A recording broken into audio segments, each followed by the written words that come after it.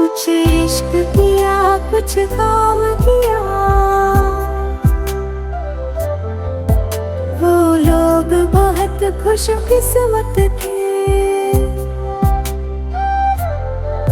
जो इश्क को काम समझते थे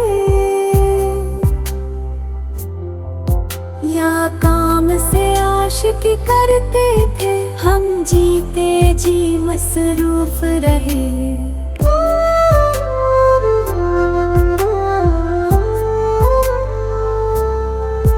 कुछ इश्क किया कुछ काम किया, काम इश्क के आड़े आता रहा और इश्क से काम उलझता रहा। फिर आखिर तंग आकर हमने दोनों को अधूरा छोड़ दिया।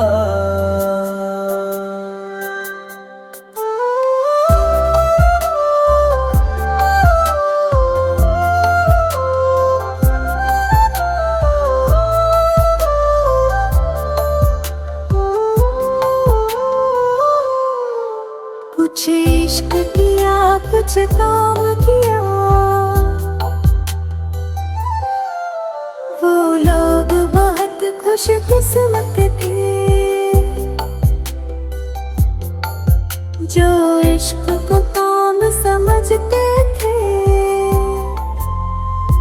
फिर आखिर तंग आकर हमने दोनों को अधूरा छोड़ दिया।